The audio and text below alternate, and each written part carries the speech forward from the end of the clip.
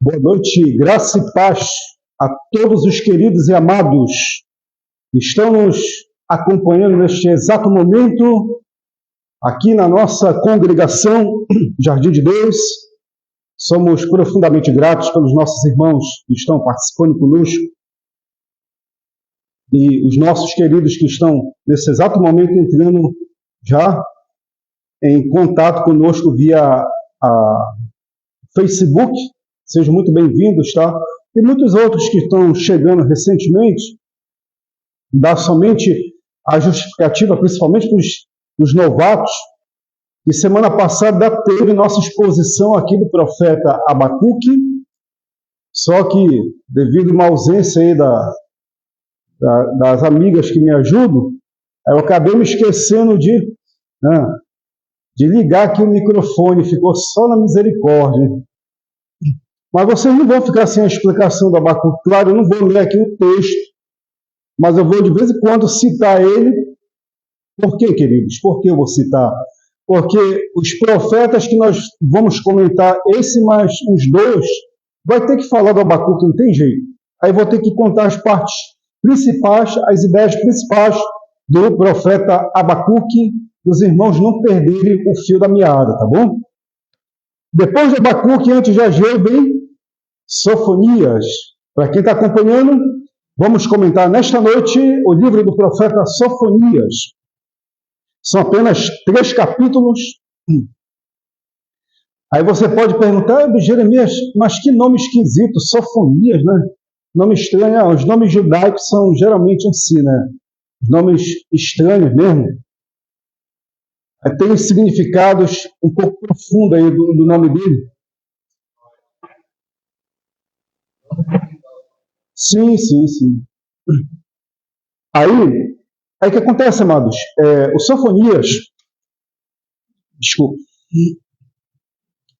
ele viveu no tempo do rei Amon e o seu filho Josias. Ele viveu nesse período, tá? Mais ou menos nesse período. Só que ele passou, queridos, por uma mudança assim, não ele em si, desculpa, mas ele passou um processo de mudança que Jerusalém estava sofrendo ali, que ele era o profeta do Reino do Sul. Nada fácil. Sabe quem reinava? Era o avô de Josias, que deixou um reinado assim no tempo que ele nasceu, bem difícil. O nome dele, Manassés. Queridos, foi um dos piores reis que a nação de Israel teve, o Reino do Sul teve em si. O camarada ele foi tão perverso, mas tão mal, que ele matou diversas pessoas em Jerusalém, que corria sangue nas ruas de Jerusalém, de tanta gente que ele matou. Colocou portes ídolos, portes ídolos dentro do templo, colocou estátua dos deuses da nação da Síria, e até mesmo da Babilônia, que tinha um certo respeito, uma certa reverência. Meu amado, foi uma coisa horrível mesmo. Aí o que acontece?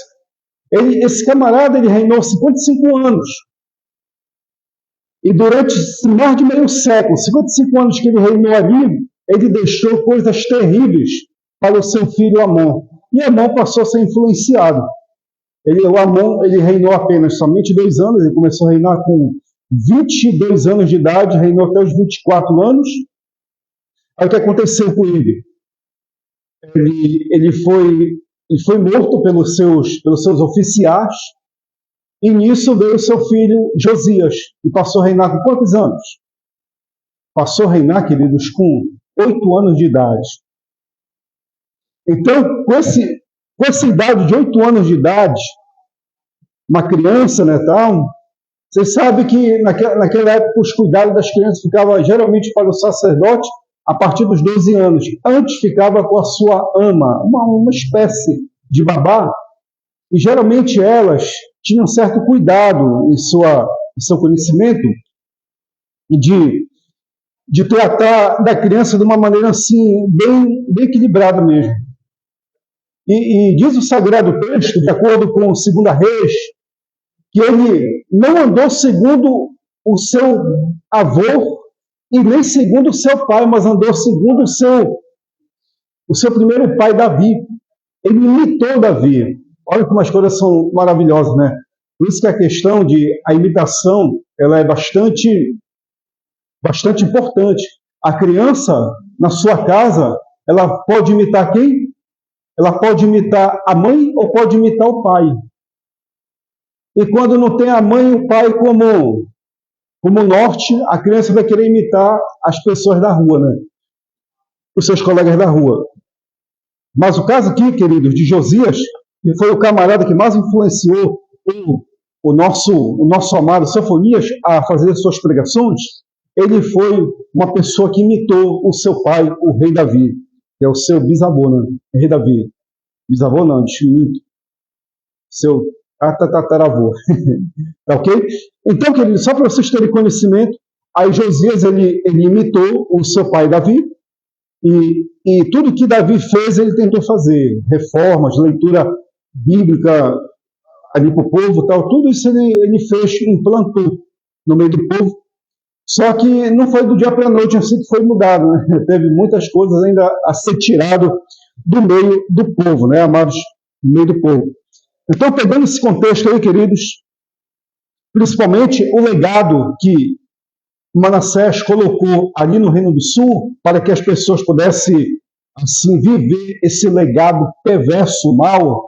Depois veio Amon, também deu um empurrãozinho para as pessoas viverem mais no abismo.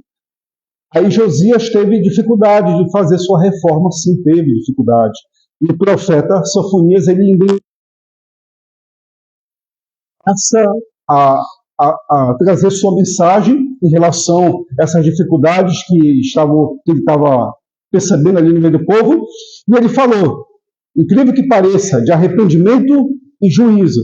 Jeremias, assim como arrependimento, que a nação se arrependesse dos seus pecados, daquilo que eles tinham recebido de Manassés, Amon, tinham que se arrepender, tinham que abandonar tudo aquilo, se arrepender dos seus pecados, para que Deus pudesse mudar de atitude em relação a eles, porque Deus, ele ia usar as nações para poder invadir ali Jerusalém, porque Israel já tinha sido tomada, as 10 tribos já tinham sido tomadas pela Síria, e só faltava Benjamim e Judá ser tomado. E, por enquanto, não tinha sido tomado, eles estavam ali sendo quase que tomados.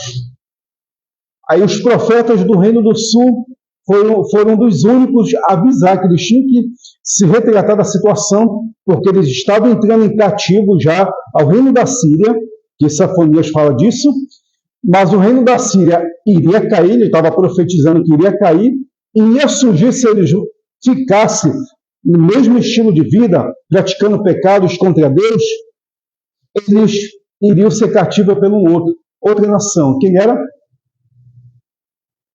Sabe quem foi responsável? Um dos responsáveis por essa nação invadir, que é a Babilônia que invadiu lá?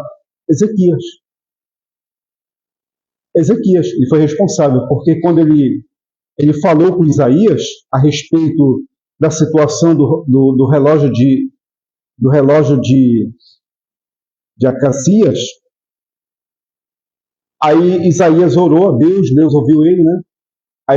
Aí nisso Deus mudou a sorte de Ezequias, e nisso ele chamou os babilônicos para dar uma olhada no palácio e olhar os tesouros do templo, e eles olharam tudo tal. Aí Isaías chegou com ele e disse: quem são esses homens aí? São um povo distante, são os babilônios. Aí Isaías ficou aborrecido e disse: assim diz o Senhor, por causa disso, de tu ter mostrado isso para eles, os tesouros do templo e os tesouros do palácio, esta nação, Babilônia, vai levar vocês a cativo. Isso 150 anos antes. Ele profetizou, e foi justamente o que aconteceu. Tá, amados, vamos deixar a história para lá um pouquinho e vamos pegar o texto. Vocês sabem o meu método, né? Eu faço a leitura corrida aqui e faço um resumo rápido aqui. Vamos lá. Palavra do Senhor que veio a Sofonias, filho de Cussã, filho de Gedalias, filho de Amarias, filho de Ezequias, nos dias de Josias, filho de Amon, rei de Judá. Já expliquei isso aqui, né? No período desse rei, né? De fato, consumirei todas as coisas sobre a face da terra, diz o Senhor. Consumirei os homens e animais, consumirei as aves do céu, os peixes do mar, e as ofensas com os perversos, exterminarei os homens sobre a face da terra, diz o Senhor. Jeremias, que é essa terra que Deus vai eliminar? É a terra de Judá, porque eles ainda não estavam se consertando ainda não estavam totalmente puros diante do Senhor. Aí Deus está falando através dele, do profeta, que ia acontecer isso. A terra é Judá. Eu estenderei a mão contra Judá, contra todos os habitantes de Jerusalém.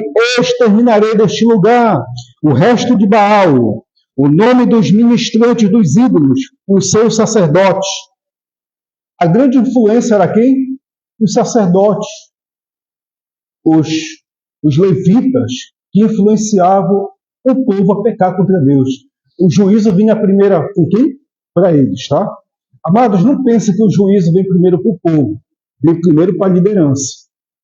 Eis a importância da liderança. Quando a liderança conduz o povo erradamente, Deus não vai chegar e punir primeiramente o povo, vai punir primeiramente a liderança, tá?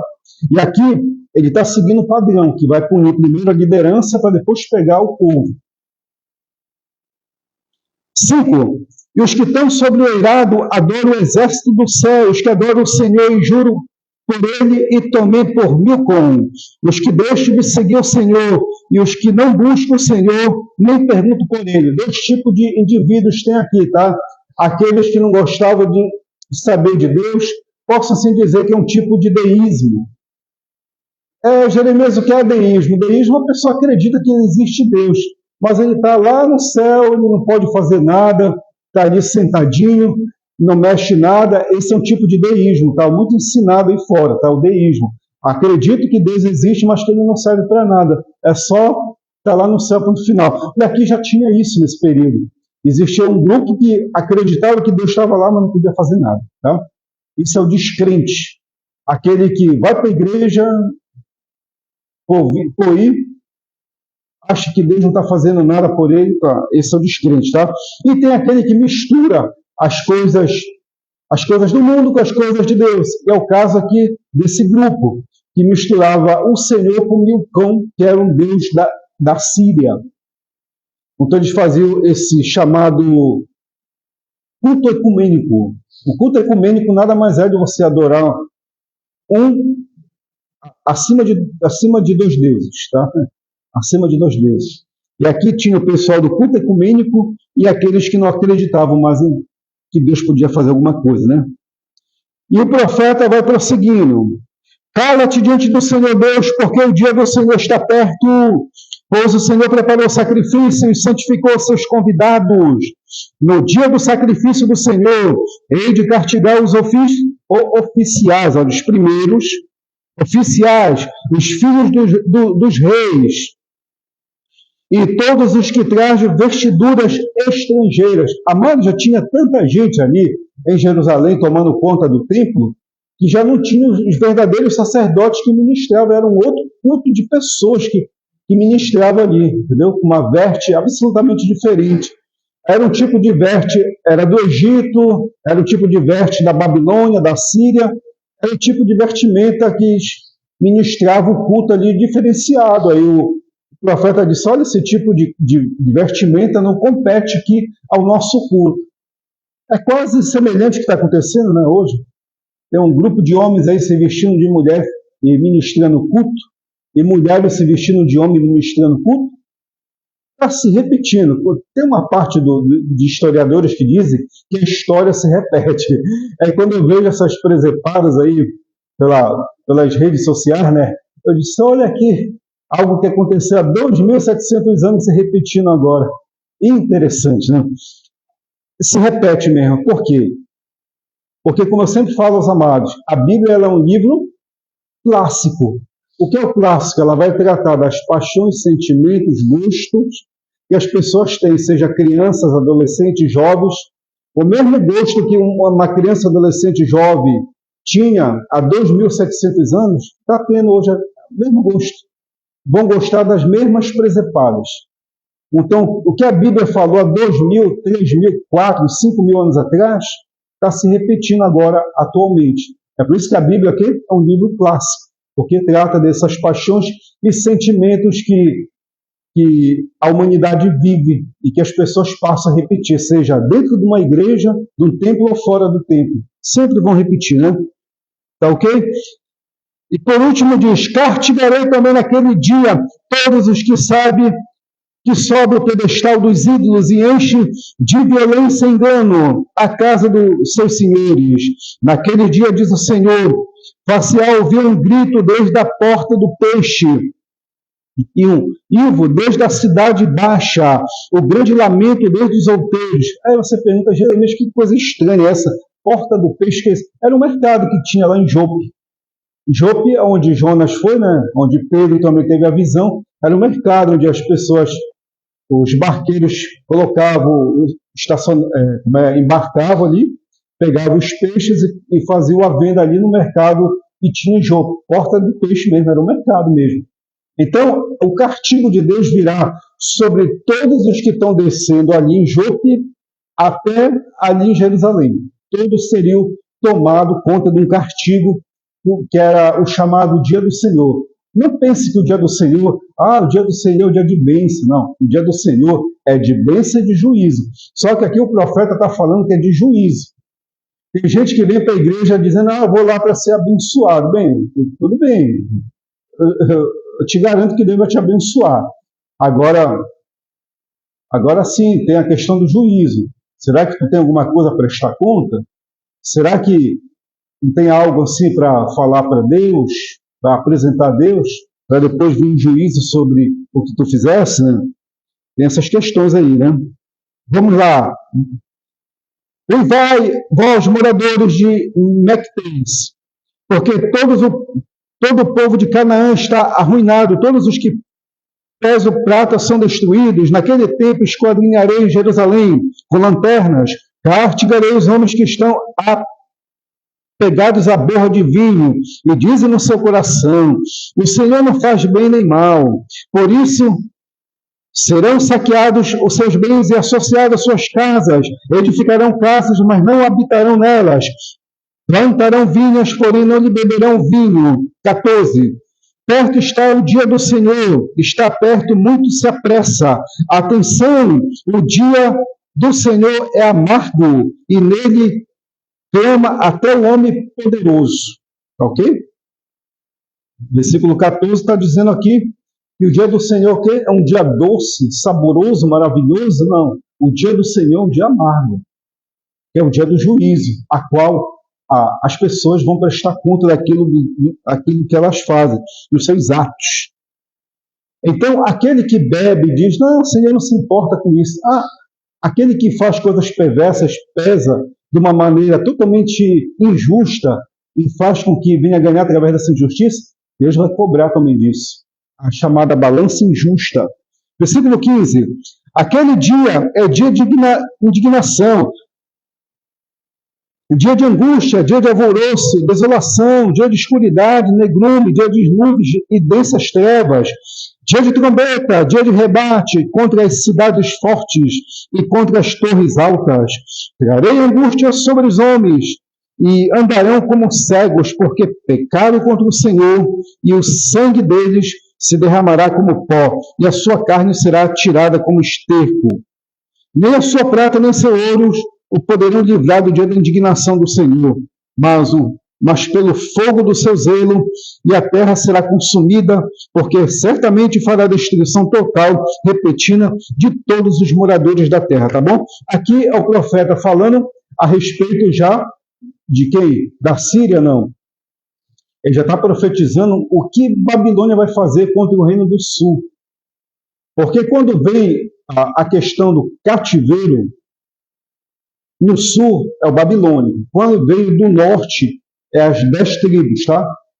Mas até o que veio do norte afetou um pouco as duas tribos, Benjamim e Judá, afetou um pouco. Mas o total mesmo foi o responsável foi babilônico pelo reino de Judá, Jerusalém, tá bom? E tudo isso aqui Deus está descrevendo como vai fazer em relação à situação do pessoal de Jerusalém, porque vai ser um dia terrível, um dia de escuridão, um dia de obscuridade, um dia de negridão, um dia que as pessoas não vão... O que ela possui, nada vai conseguir fazer ela escapar. É o dia que o poder aquisitivo não vai ter poder em nada. Nada, nada, nada. Aqui ele fala que o ouro e a prata, nada vai substituir o que Deus vai mandar através dos babilônios. E aqui o profeta Isaías já tinha falado, né? No capítulo 20 de 2 Reis, foi o que ele falou para Ezequias? Assim diz o Senhor, eis que este povo virá contra vós. Os babilônios vieram para que invadir ali o templo, destruir o templo e tomar conta do ouro e da prata que eles tinham. Era isso que eles queriam fazer. Quem possuísse ouro e prata seria tomado. E foi o que aconteceu. E o profeta já está fazendo uma ênfase do que o profeta Isaías tinha dito há 110 anos atrás. Tá? Capítulo 2. Capítulo 2. Concentra-se, examina-te, ó nação que não tens pudor, antes que saia o decreto, pois o dia se vai como palha, antes que venha sobre ti o furor da ira do Senhor, sim, antes que venha sobre ti o dia da ira do Senhor. Buscai o Senhor, vós todos os mansos da terra, e cumpris o seu juízo. Buscai justiça, buscai mansidão. Porventura lograreis esconder-vos no dia da ira do Senhor. Aqui está dizendo assim, olha pessoal de Judá, deixa eu falar uma coisa para vocês. Vocês devem ser mansidão, vocês devem ser humildes. Fazem isso. Fazem isso. Sejam humildes, sejam mansos. Porque quando ele fala aqui, lograreis, quem sabe o Senhor vai ter compaixão de vocês? Quem sabe? Porque não é garantia. Porque o sofrimento, amados, o sofrimento, quando nós passamos por sofrimento, o sofrimento ele tem um objetivo quando Deus permite. É o processo de purificação do indivíduo que praticou atos maus no seu passado. E aqui ele está tratando do povo de Jerusalém que se afastou de Deus e que precisava, necessitava, tinha que ser o sofrimento para eles poderem ser purificados. E cumprisse o que Deus falou a Moisés, no capítulo 6 de Deuteronômio. Eis que te colocarei à prova, te passei pelo deserto, te passei por isso, isso e aquilo, as pragas, tal, para ver o que tinha no teu coração. O sofrimento nada mais é do que isso. Deus ele permite que você sofra para ver o que tem no coração. E aqui o povo de Jerusalém tinha que passar pelo sofrimento para ver se eles estavam mesmo fiéis a Deus. Fiéis a Deus. Versículo 4 diz, porque Gaza será desamparada, Asquelon ficará deserta, Asdod, o meio, será expulsa, Ecrom desraigada. Ai dos que habitam no litoral do povo dos Queriatas. A palavra do Senhor será contra vós, ó Canaã, terra dos filisteus, e eu vos farei destruir até que não haja um morador sequer. Quando eles falam Queriatas, Ascalon, Gaza, eram tudo cidades, regiões e até mesmo países que estavam ali ao redor de Jerusalém. Senão os Quiriatas. Por que os Quiriatas? Eles estavam mais próximos ao mar, que era nada mais do que os antigos Cretas, que deu origem à nação grega. Tá? Então o que acontece? Esses camaradas aqui, eles faziam uma proteção a Jerusalém. E em Jerusalém o pessoal estava assim, nós temos os Queriatas, nós temos Gaza, nós temos Asquelon, eles vão nos proteger. Aí o Senhor está dizendo através do profeta, até eles vão sofrer. Não pense que o poder aquisitivo, o poder militar, o poder intelectual, seja o que for, vai proteger vocês, porque eu, Senhor, vou também contra eles. A minha palavra vai contra eles. Versículo 5 diz: a palavra do Senhor será contra vós outros. Não é outros. Quem? Gaza, Asquelon, Skiriat. Aí vai pegando aqui, vai pegando Egito, vai pegando Etiópia, onde Jerusalém, onde o pessoal tenta recorrer para querer se esconder da disciplina de Deus, Deus vai lá e vai pegar eles. É prova a questão do profeta Jeremias. No capítulo 49, a liderança pegou ele e levou de Jerusalém para o Egito. Sabe o que aconteceu? O Nabucodonosor disse: olha, vai lá pegar os que estão lá no Egito. E foi lá pegar o Jeremias, juntamente com a liderança. Os antíocos tentaram se intrometer, foram também quase que exterminados e trouxeram. Porque quando o Senhor vai atrás de alguém, ninguém escapa. É por isso que ele fala no condicional: vocês têm que ser humildes, vocês têm que ser mansos. Se caso o Senhor queira ouvir vocês, hein, e não quiser, ele não ouve. Pronto. Versículo 6, né? O litoral será de pastagem, com refúgios para pastores, currais para o rebanho. O litoral pertencerá aos restantes da casa de Judá. Nele apacentarão seus rebanhos, e à tarde se deitarão nas casas de Asquelon, porque o Senhor seu Deus atentará para eles e lhe mudará a sorte. Aqui já está dando a promessa, né, que Deus vai mudar a sorte deles, vai transformar a situação deles, caso eles venham se arrepender mesmo e buscar o Senhor. Versículo 8 diz: ouvi o escárnio de Moabe e as injuriosas palavras dos filhos de Amon, dos que escarneceram do meu povo e se gabaram contra o seu território.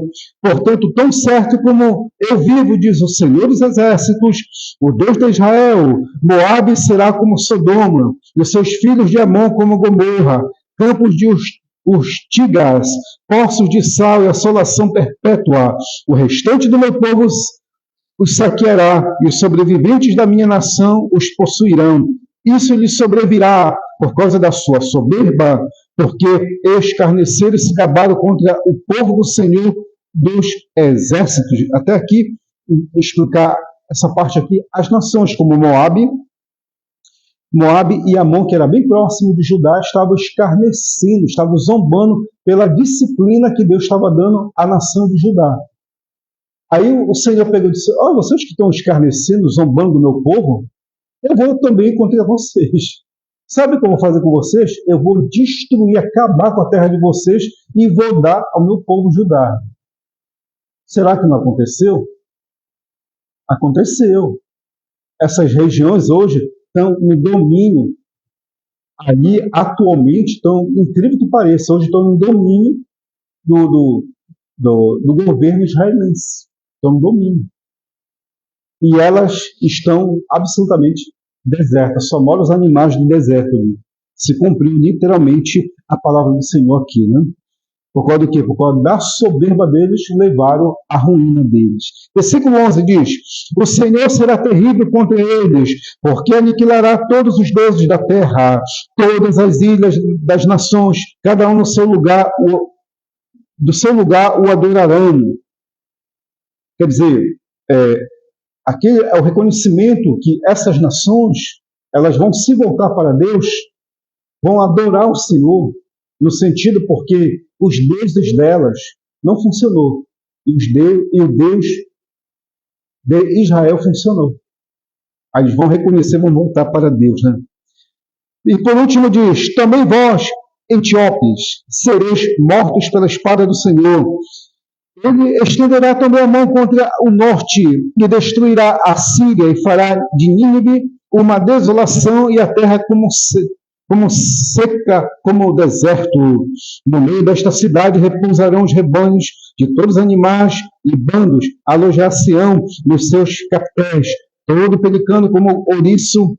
A voz das aves retinará nas janelas, o montouro estará nos limiares, porque já lhe arrancarão o madeiramento do cedro. Esta é a cidade alegre, confiante, que dizia consigo mesma: eu sou a única, que não há outra além de mim. Como se tornou a desolação pousada de animais. Qualquer que passar por ela assobiará com desprezo e agitará a mão. Tá ok? Aqui ele profetizou, Naum profetizou, Jonas tinha profetizado, Amós também profetizou a queda de Nínive. E aqui ele fala os detalhes que não ia acontecer. E até hoje, Nínive caiu, mas a gente não tem assim uma total. Diz que é em Aslan, que é hoje Aslan, ali no sul do Iraque. Mas a gente não tem os detalhes assim da cidade, como ela era, assim, totalmente. Porque ficou um deserto. Aqui, a cidade que zombava por ter feito tudo aquilo contra o povo de Deus, ela sofreu sua queda. E ela dizia, se gabava que não havia uma semelhante a ela. Você vê como é a característica do soberbo, do orgulhoso? Ele diz que não tem ninguém melhor do que ele, não tem pessoa que faz coisa mais significativa do que ele. Foi o que aconteceu aqui com a cidade de Nínive. Ela achava que era a bambamã de todas as capitais do mundo, e o Senhor foi lá e a destruiu, e ela caiu e nunca mais se ergueu. Virou um verdadeiro deserto. E por último, amados, aqui o capítulo 3. Tá. O capítulo 2 deu para perceber, né, que as nações que estavam tentando apoiar Jerusalém tinham sofrido o quê? Iam sofrer a retaliação. Iam sofrer a retaliação da parte de Deus. E a exemplo que o profeta dá é a cidade de Nínive, a capital de Nínive, que estava sofrendo também ali com a situação de querer se ensoberbecer pela disciplina que Deus tinha dado às 12 tribos de Israel, e acabou caindo. Tá? Aqui a profecia não tinha se cumprido, tá? A queda aqui em Jerusalém, a Síria, porque essa profecia que ele estava dando aqui foi em 632 a.C. E quem era o rei na época era Josias. E o tempo de Josias, a nação da Síria estava quase se deteriorando, ainda estava dominando as 10 tribos e estava já afetando ali as duas tribos, Benjamim e Judá, já estava afetando, tá? E aqui ele já está profetizando a queda da Assíria. A Síria e a sua capital, Nínive, tá? Vamos lá. Capítulo 3, última parte, diz. Aqui já é Jerusalém, tá? A profecia contra Jerusalém. Ai da cidade opressora, da rebelde e manchada. Não atende a ninguém, não aceita disciplina, não confia no Senhor, nem se aproxima do seu Deus. A soberba, ela é uma característica de um coração cheio de maldade e pecado. E aqui a cidade de Jerusalém estava com um coração absolutamente cheio de maldade e pecado. Eles não queriam mais buscar Deus, não queriam ter intimidade, comunhão com o Senhor, como você, como cada um de nós temos aqui. Eles não sabiam mais de nada. Terceiro, os seus príncipes são leões, rugidores no meio dela. Os seus juízes são lobos que caem na noite, que não deixam os ossos para serem roídos no dia seguinte. Os seus profetas são levianos, homens pérfidos. Os seus sacerdotes profanam o santuário e violam a lei. Aqui está falando que, primeiramente, o povo, não, a liderança. Os profetas, os sacerdotes, os políticos.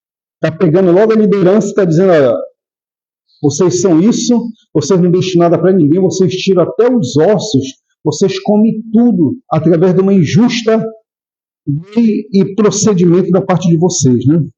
E diz, versículo 5, o Senhor é justo no meio dela, ele não comete iniquidade, manhã após manhã traz ele o seu juízo à luz, não falha, mas o iníquo não conhece vergonha. O iníquo é aquele que sabe a verdade e pratica a mentira.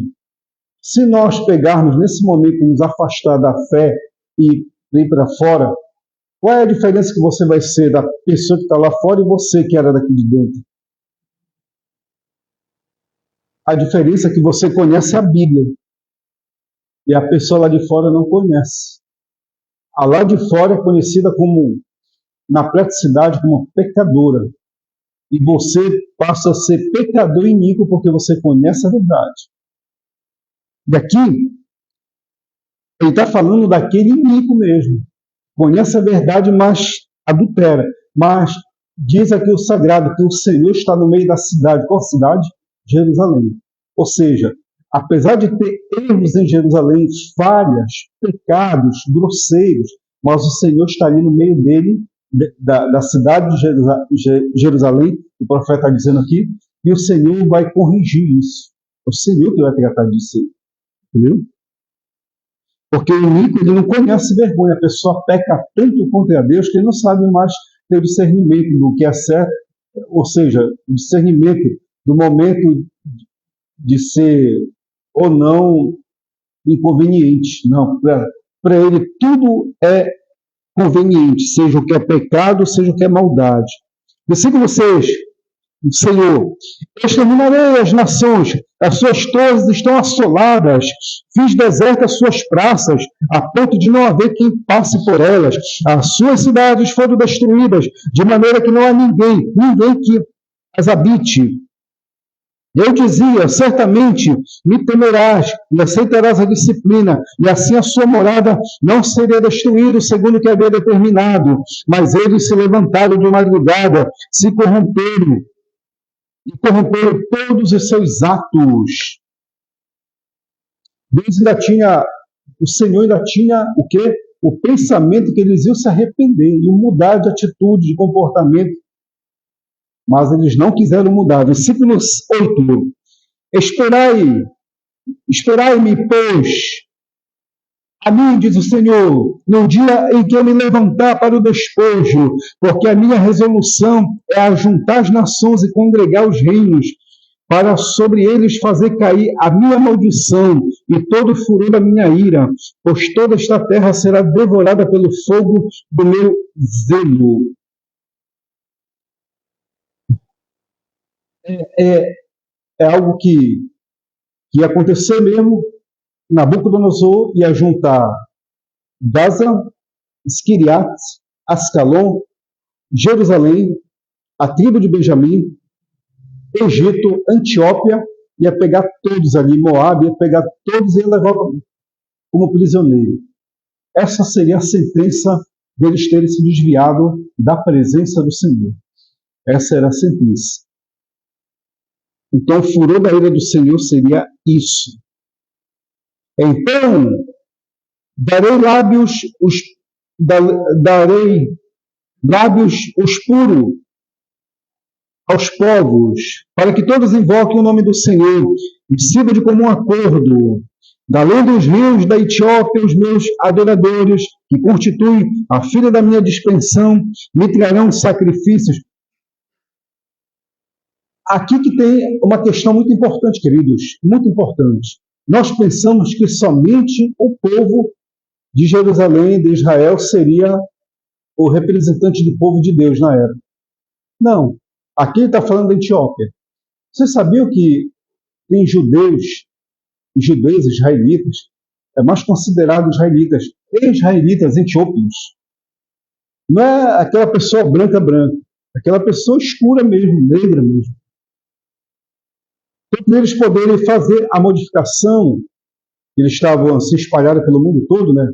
Eles trazeram um hebraico mais próximo daqueles bem antigos mesmo, eles tiveram que trazer os antiópios para morar em Jerusalém, porque aqueles antiópios, eles tiveram contato com a tradição hebraica na época, e eles preservaram a linguagem, os costumes hebraicos do tempo desses reis e profetas.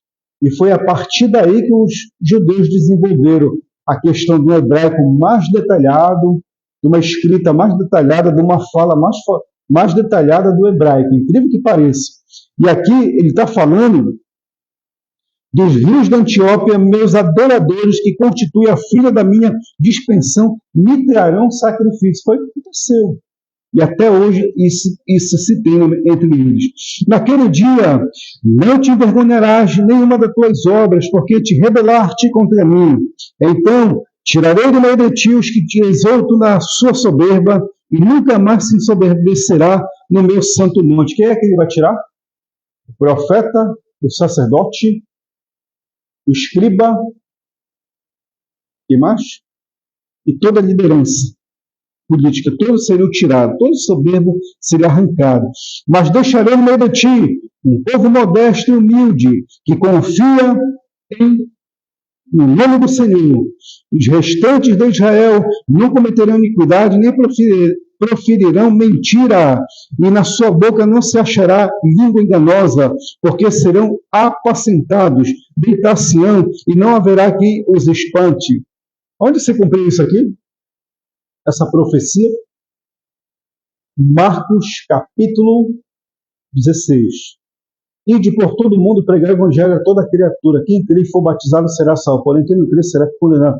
Em meu nome falarão novas línguas. Essas novas línguas não é aquela língua que foi descida ali em Atos, capítulo 2. Essas novas línguas é a língua da promessa escrita na palavra, e as pessoas passavam a proferir a palavra do Senhor. As línguas que estão ali no capítulo 2 era uma outra profecia dada por Joel. Joel e até mesmo Joel e Isaías. Aquela era uma outra promessa. Essa outra língua era a língua das promessas que Deus tinha dado através dos profetas, que esse outro povo ia falar uma nova língua. Através de quem? Através do Messias, do ungido. E se cumpriu após a ressurreição de Cristo.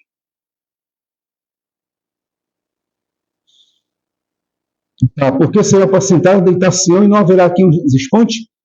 Por último, canta, 14, canta, filha de Sião, rejubila, ó Israel, regozija-te de todo o coração, exulta, filha de Jerusalém, o Senhor afastou as sentenças que eram contra ti, e lançou fora o teu inimigo, o rei de Israel, o Senhor está no meio de ti, tu já não verás mal algum. Naquele dia se dirá a Jerusalém, não temas, ó Sião, não te afrouxes em teus braços.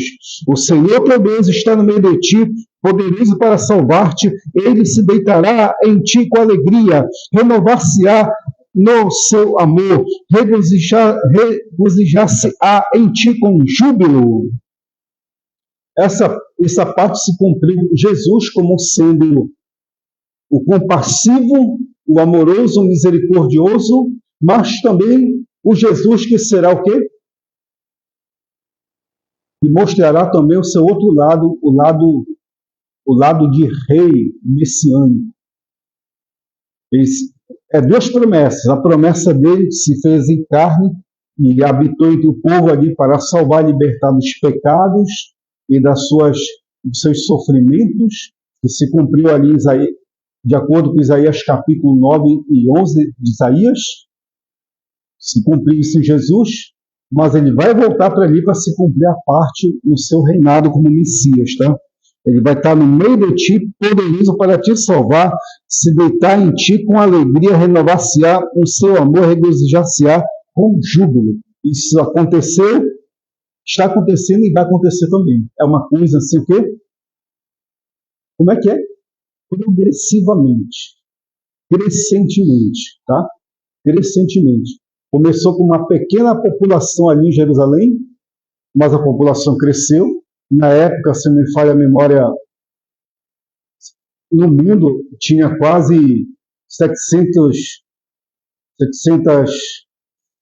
bilhões de pessoas. Agora tem bilhões. Então vai, entendeu? Progressivamente crescer. Versículo 18, Cabano diz: os que estão entristecidos por se acharem afastados das festas solenes, eu os congregarei, estes que são de ti, sobre os quais peso os opróbrios, eis que naquele tempo procederei com todos os que te afligem, salvarei os que cocheiam, recolherei os que forem expulsos, e farei deles um louvor em nome de toda a terra, e que sofrerem a vergonha. Naquele tempo eu vos farei voltar e recolherei, certamente farei de vós um nome e um louvor entre todos os povos da terra, quando eu vos mudar a sorte diante dos vossos olhos, diz o Senhor. Tem diversas partes proféticas aqui inclusa, tá? Principalmente a volta do povo ali que se cumpriu em 48, 10 de maio de 48, se não me falha a memória, se cumpriu, eles voltaram para ali, mas só que a profecia de Ezequiel, capítulo 37, ela está se cumprindo também o quê? Progressivamente. Primeiramente ele viu o quê? Os ossos se instalando, depois dos ossos, o que é que vieram? Vieram a carne, depois da carne vieram o quê? Os tendões, depois dos tendões vieram o quê? A pele, depois da pele o que é que veio?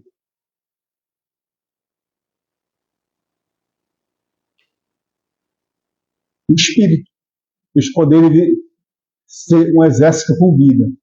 Então, progressivamente, essas profecias estão se cumprindo, amados, estão se cumprindo aos poucos.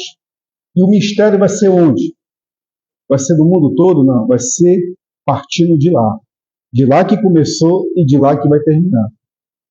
E lá que vai terminar.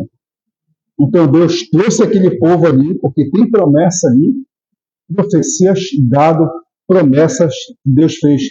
Abraão, Isaac e Jacó, ele não vai deixar de cumprir suas promessas, ele vai cumprir ali. Então, aos poucos ele está fazendo isso.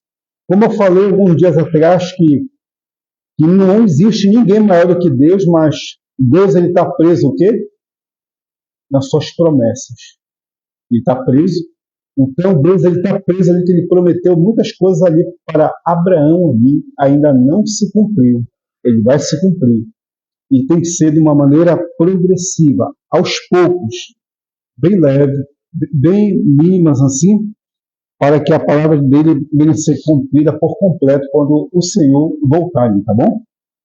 Então, queridos, essa é a nossa pequena exposição do profeta Sofonias. Se você tem alguma contribuição a dar, alguma coisa a perguntar, fique à vontade. Caso não, vou acrescentar aqui algumas contribuições do Abacuque.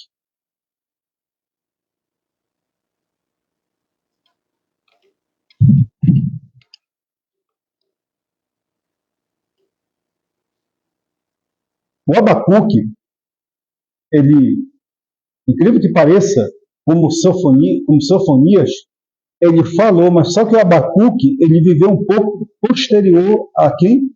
A Sofonias. Ele falou mais da queda de Jerusalém na mão dos babilônicos. Incrível que pareça. Aí você pergunta assim, Jeremias, por que esses homens profetizaram que eles iam cair? Por que fizeram isso? É porque, na realidade, o povo não queria se consertar, né? Quando o povo não quer se consertar, a pessoa não quer se ajeitar, progressivamente o profeta olha para aquele indivíduo e diz assim, olha, se você não se acertar com Deus, você não se consertar, você não tiver uma vida justa, lá na frente você vai cair. E você vai cair dessa maneira. Tenha muito cuidado, porque isso é muito sério mesmo. Claro que os profetas falaram com muito mais detalhe, né? Muito mais detalhe. Então o profeta Abacuque, ele tem essa importância, ele faz esse engancho com o profeta Sofonias, porque ele profetizou mesmo a queda do pessoal ali de Jerusalém. Quando ele fala que o justo viverá pela fé, ele está falando ali que o justo viverá pela fé, é que as pessoas que estavam em Jerusalém estavam com medo de perder sua casa, perder o templo, perder tudo que os babilônicos iam tomar conta. Vocês viram no capítulo 2, eles iam tomar conta de tudo mesmo. Aí o profeta Abacuque disse, olha, o soberbo ele vai cair, mas o justo viverá pela fé. Porque tem gente que pega somente a parte B do versículo e fala, né? O justo viverá pela fé. Mas não esqueça que é um versículo inteiro. O soberbo irá cair. Quem é esse soberbo que irá cair? Eram os babilônicos. Eles iriam cair. Mas o justo ele ia viver pela fé. Como viver pela fé? Que a vida do justo não está presa nessas coisas materiais que nós vemos, sentimos alegria, gozo, né, de ter uma coisa material. Não. A nossa vida, o nosso gozo, nossa paz, felicidade, é que o nosso nome está escrito no livro da vida. O próprio Jesus falou, né? Quando os discípulos chegaram ali, Senhor, os demônios nos submetem, Senhor. Nós curamos os enfermos e os demônios nos submetem. Jesus olhou assim, e se alegra com isso. Se alegra que o nome de vocês está escrito no livro dos céus, no reino dos céus. Então, quando o justo está alegre, não pelas coisas que vê, mas pelas coisas que não se vê. E ele vive pela fé, o que é fé? Fidelidade. Ainda que me falte, aí completa Abacuque no capítulo 3, ainda que me falte a figueira, a vide, no meus currais não tenho mais ovelhas nem boi, mas me alegrarei no Senhor, no Deus da minha salvação. Porque a alegria do Senhor é o quê? É a nossa força. Independentemente do que vai acontecer, amados, devemos estar cientes que o sofrimento faz parte da nossa caminhada e nós podemos seguir nessa caminhada sofrendo, porque o sofrimento faz com que venhamos crescer mais e mais perante o Senhor. Ok? Então ninguém tem pergunta, nada a acrescentar, no nome de Jesus. Então vamos aqui agradecer a Deus, em nome do Senhor Jesus. Queremos fazer uma oração abençoando nossos queridos. Não sei se tem pergunta aí, pode ter, né? Não, né? Não tem pergunta, então, caso vocês queiram fazer pergunta, eu posso responder depois aí no Face ou no WhatsApp, os irmãos fazem pergunta. Quero agradecer os colegas, me esqueci de agradecer, né?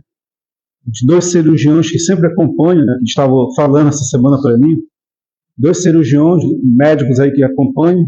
Doutor Dante, Deus te abençoe, Dante. Doutor Edmundo aí, sejam abençoados. O pastor Beckman aí, que também tem nos acompanhado aí na nossa exposição. Os demais amados que têm nos dado essa graça aí, o Raimundo Albuquerque, lá em São Paulo, né? Você viu comigo aí no Ver Peso aí na Marinha, seja abençoado também em nome do Senhor Jesus. O Moza que está ali no Mato Grosso do Sul, né? Deus te abençoe, Moza, você e sua família, tá bom? Então vamos orar, agradecer a Deus. Poucos segundos aqui, querido e amado Pai, muito obrigado. Pelo Espírito Santo, abençoe profundamente os nossos queridos, amados irmãos, todos esses queridos que temos acompanhado nessa exposição, daqui da congregação Jardim de Deus, do bairro do Guamá, Belém, Senhor. Todas essas pessoas sejam alcançadas pelo poder da Tua graça, te revela profundamente, maravilhosamente em suas vidas. Faça com que elas venham ter uma vida abençoada e cheia do Teu Espírito Santo, libertação, salvação, cura e renovo em toda a sua vida. Abençoe a todos esses amados que se encontram no estado do Ceará, Minas Gerais, Rio de Janeiro, São Paulo, que têm nos acompanhado e também fora deste país. Sejam eles alcançados pelo poder da Tua graça, na autoridade do nome santo do Senhor Jesus. Muito obrigado pela Tua poderosa e eterna atuação. No nome daquele que vive e reina para todo e todo sempre. Igreja do Senhor, diga amém. Louvado seja Deus. Até a próxima, em nome de Jesus.